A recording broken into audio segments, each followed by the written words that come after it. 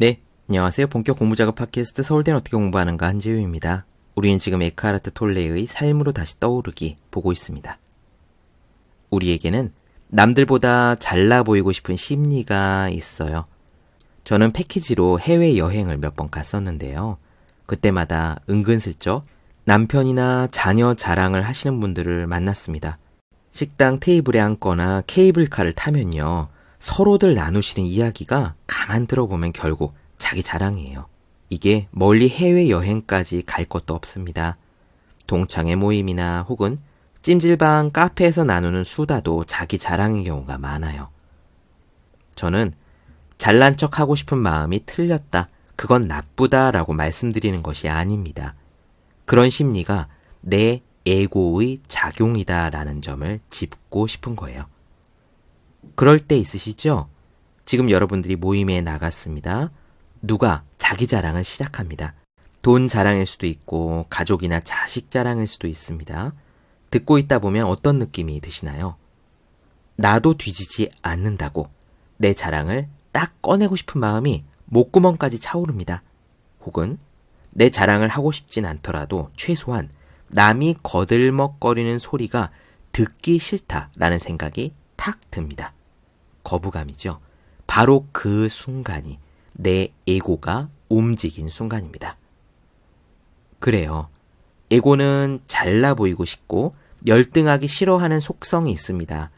그래서 동시에 남들보다 열등해지면 어떻게 하나, 망하면 어떻게 하나, 갑자기 못 살게 되면 어떻게 하나라는 두려움도 함께 있습니다. 우월감, 열등감, 두려움, 이런 것들이 복합적으로 얽혀서 사람 사이에 갈등을 만들어내고 진정으로 원하지도 않는 것에 온갖 노력을 쏟아붓는 삶으로 우리를 이끌어가죠. 그런 모든 마음은 진정한 내가 아니라고 톨레는 말합니다. 에고의 작용이라는 거예요. 에고는 본래는 없습니다. 나의 생각, 경험, 조건들이 마구 뒤섞여 만들어진 프로그램일 뿐이에요. 에고는 존재감을 확인하고 싶어 합니다. 그래서 더 가지려 하고 잘난 척을 하고 싶어 하고 관심받고 싶어 하죠. 그런 자신의 모습이 마음에 안 든다면 이거는 내 안에서 에고가 움직이는 거구나 라고 인식하는 게 출발점입니다.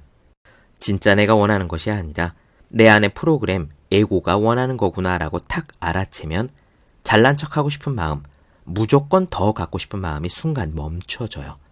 바로 그때 느껴지는 평화로움과 만족감이 진정한 나입니다. 그럼 오늘 이야기 시작하겠습니다.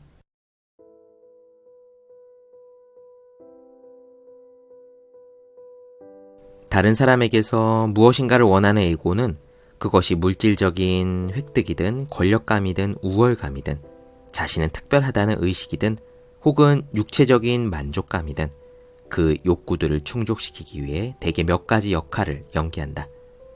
대체로 사람들은 자신이 역할을 연기한다는 것을 전혀 알아차리지 못한다. 그들 자신이 그 역할 자체가 되어버리기 때문이다. 매우 미묘한 역할들도 있지만 연기하고 있는 당사자들을 제외한 모든 사람의 눈에 매우 명백하게 드러난 역할도 있다. 어떤 역할들은 단순히 사람들의 관심을 얻기 위해 기획된 것들이다. 에고는 다른 사람들의 관심을 먹고 산다. 다른 사람들의 관심이란 결국 일종의 심리적 에너지의 한 형태이기 때문이다. 에고는 모든 에너지의 원천이 자기 내면에 있다는 사실을 알지 못하는 까닭에 그것을 외부에서 찾는다. 에고가 찾는 것은 남으로부터의 인정, 칭찬, 찬사 같은 혹은 어떤 식으로든 주목받고 존재를 인정받으려는 형상 속의 관심이다. 다른 사람들의 관심을 두려워하는 소심한 사람이라고 해도 에고로부터 자유롭지 않다. 그는 다른 사람들의 관심을 원하면서도 그걸 두려워하는 모순된 에고를 가지고 있다. 두려움의 이유는 남들이 하는 관심이 부정적이고 비판적인 것은 아닐지 불안해하기 때문이다. 따라서 소심한 사람은 관심에 대한 두려움이 관심에 대한 욕구보다 더 크다고도 볼 수 있다. 소심함은 종종 눈에 띄게 부정적인 자아의식, 즉 자신에게 무언가 많이 부족하다는 믿음과 함께한다. 자기 자신에 대한 자아의식은 내가 최고야, 라는 식의 두드러지게 긍정적인 것이든 아니면 나는 형편없어 처럼 부정적인 것이든 간에 어느 쪽이든 둘 다 에고다. 모든 긍정적인 자아의식 뒤에는 아직 충분히 좋지 않다는 불안이 숨어 있다. 모든 부정적인 자아의식 뒤에는 사실 최고가 되고 싶고 다른 사람보다 더 나은 존재가 되고 싶어하는 욕구가 숨어 있다.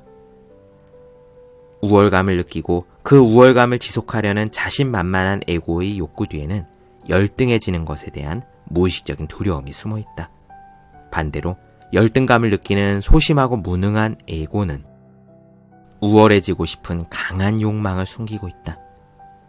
많은 사람들이 자신이 접촉하는 상황이나 사람들에 따라 열등감과 우월감 사이를 왔다 갔다 한다. 당신이 알아야 하고 자신 안에서 관찰할 필요가 있는 것은 이거다. 누군가에게 우월감이나 열등감을 느낄 때마다 그것은 당신 안에 있는 에고다. 어떤 에고는 칭찬이나 찬사를 얻지 못하면 다른 형태의 관심으로 방향을 바꾸어 그것을 끌어내기 위한 역할을 연기한다. 예를 들어 긍정적인 관심을 얻지 못하면 상대방에게 부정적인 반응을 자극해서 부정적인 관심을 끌어내려고 할지도 모른다. 이것은 아이들에게서 흔히 볼 수 있다. 관심을 끌기 위해 말썽을 피우는 거다. 유명해지려고 범죄를 저지르는 것도 이런 종류의 에고이며 그들은 나쁜 평판으로 다른 사람들의 관심을 얻는다. 이러한 병적인 형태의 에고도 단지 정상적인 에고가 극단적으로 변한 것일 뿐이다. 피해자의 역할도 에고가 매우 흔하게 연기하는 역할들 중 하나다. 그 에고가 추구하는 관심의 형태는 나의 문제, 나와 나의 이야기에 대한 사람들의 동정과 연민과 관심이다. 심리치료사라면 누구나 알고 있듯이 에고는 자신의 문제들이 끝나는 것을 원치 않는데 왜냐하면 그것들이 에고의 정체성의 일부가 되어버리기 때문이다. 만약 아무도 나의 슬픈 이야기에 귀를 기울이지 않으면 나는 머릿속에서 몇 번이나 되풀이해 말하면서 자기를 불쌍하게 느낀다. 그렇게 함으로써 삶이나 다른 사람들, 운명이나 신에게 불공평하게 취급당하는 자신이라는 정체성을 갖는다. 그 정체성은 나의 자아상을 명확히 규정해주고 나를 누군가로 만들어준다. 에고에게는 그것이 가장 중요한 일이다.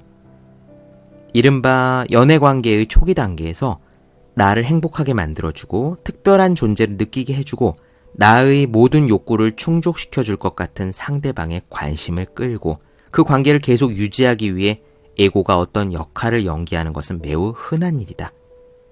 나는 당신이 원하는 내 모습을 연기하고 있으니까 당신도 내가 원하는 모습을 연기해줘. 이런 식이 암묵적인 무의식적인 합의로 이루어지고 있다. 그러나 역할 연기는 힘든 일이며 일단 두 사람이 함께 살기 시작하면 영원히 연기를 계속할 수는 없다. 역할이 벗겨지면 무엇을 보게 될까? 불행하게도 대부분의 경우 상대방 존재의 진정한 본질을 보는 게 아니라 그 본질을 덮고 있던 껍데기들을 보게 된다. 그리고 그때는 분노로 변화한 좌절된 욕구가 그곳에 있다. 그 분노는 거의 대부분 배우자나 연인을 향해 있다. 마음 밑바닥의 두려움과 결핍감을 제거하는 일에 실패한 데서 오는 분노다. 이 두려움과 결핍감은 에고의 자의식에서 빼놓을 수 없는 부분이다.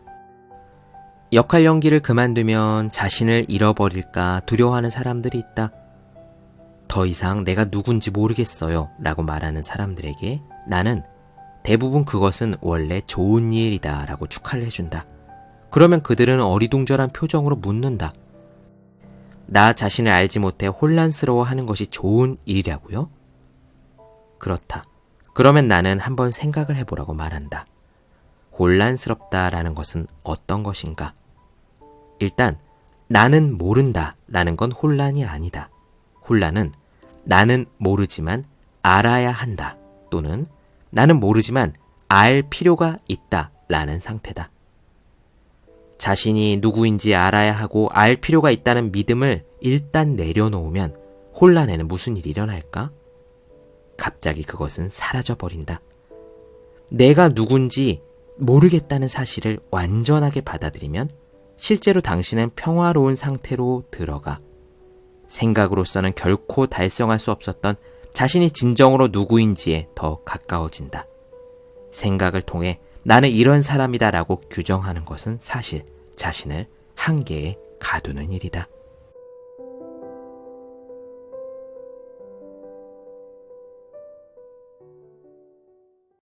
네, 본격 공부작업 팟캐스트 서울대는 어떻게 공부하는가, 에카르트 톨레, 삶으로 다시 떠오르기 나눠드렸습니다.